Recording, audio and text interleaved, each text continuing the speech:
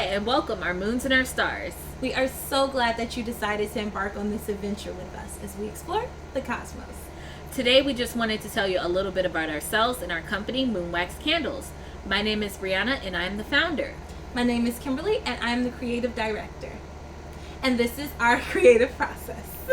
So we're going to go through the steps and then I'm going to give you an example of how a candle came into fruition. So step 1, pick out an object of inspiration for the candle. It could be a constellation, it could be a galaxy, it could be a moon, it could be a star, just a planet, anything.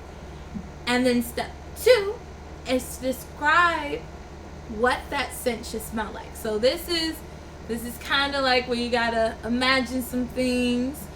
Basically, I base a lot of my scents off of either one, the appearance of the object of inspiration, 2, what I think it is like to experience that object up close, or 3, the qualities of the object of inspiration, like is it gaseous or is it cold or is it bright, or pretty much like its properties. And then we go from there. Step 3 is to brainstorm scents. So basically we hit the internet, we hit up our scent sites, and we're like, okay, what do they have, like what different scents do they have, and does that really convey what we're looking for? So like if we're working with a sun, you're kind of looking for more like warm, hot scents. So we're looking for something that's warm and hot, and so we'll like try to find like scents that fit that bill. If we get stuck about like possibly what scents to mix with each other or like to complement with each other, the internet is also helpful for that. You can look up common scent combinations as well, or just like sometimes we come up with the combinations on our own of what we're trying to envision, or we get some help from the internet. Is a wonderful resource. Step 4, wait for the mail. Is that what it sound like at 40? Yeah, most of our scents, not all of them, but most of them, at least in the beginning, came all the way from California to where we are based in Chicago. So that took about a week per package to get to us, about a week or so. So we had to wait for it to get here. Step 5. So testing out the scent combinations. Technically, this is low-key like a step 5.A. So maybe step 5.A. Basically, all we do is like crack open the bottles and we just go ahead and smell the scents individually. And then we're like, oh, thumbs up, thumbs down. And you're like, I don't know about this. And then another way that we like try out different combinations without actually mixing anything is we just grab the bottles in our hand and just kind of wave them under our noses to see like, am I getting a melody here? I think that this is also about that time that you kind of notice which scent is stronger. And generally whatever scent is stronger ends up being the base, and then the other scents that are a little lighter or more faint is what ends up being like more of the complementary. And so then we'll kind of start working off ratios. We generally start with like if it's 1-to-1, then the base would have 1, and maybe we'll start off with a 1-to-1, so like the base has 1 and the complementary scent has 1.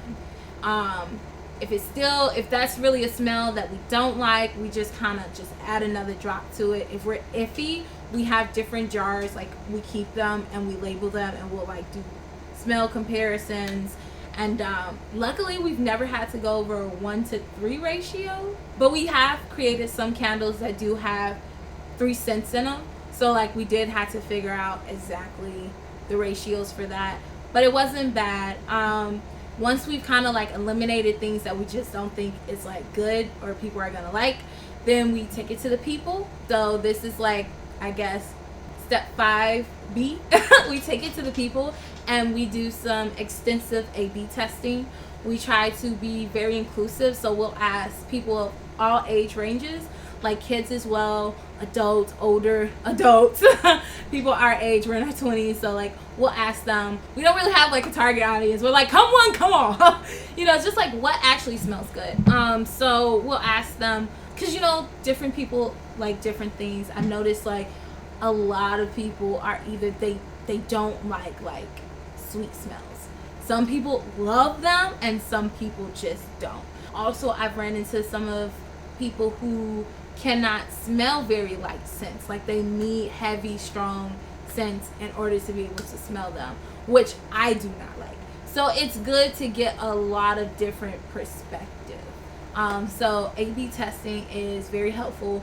Basically, they help us get down the winning ratio, and then from there we still do a little bit of A/B testing even after production, just to see how people are feeling about the scents in general, so that we can get some type of idea of, you know, what do people smell when they smell this.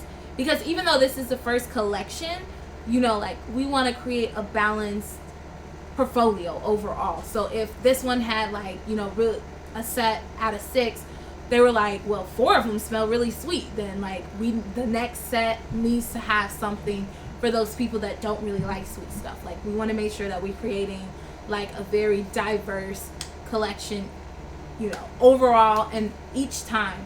So that's what we're really aiming for. You know, we always are open to as much feedback as possible during our A/B testing phase. People have told us things like, oh, this scent smells like a janitor's closet, which I remember that. But like, we do really appreciate the honesty and the feedback because it helps us. So yeah. Upon clarification, they were like, it just smells like a whole bunch of cleaning products. And I was like, so, you know, that's better. Why didn't you say that? But you know, be honest. You know, when you're asked something on the spot, I know you just being honest, and you're just saying the first thing that came to mind, and I will keep that in mind.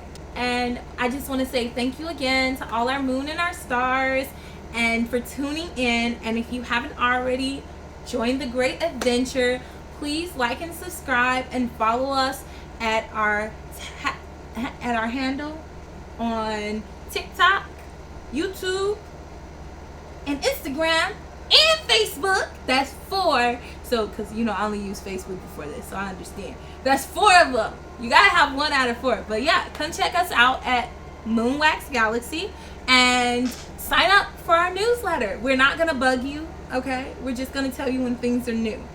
Oh, and may the universe conspire in your favor. And may your stars always align.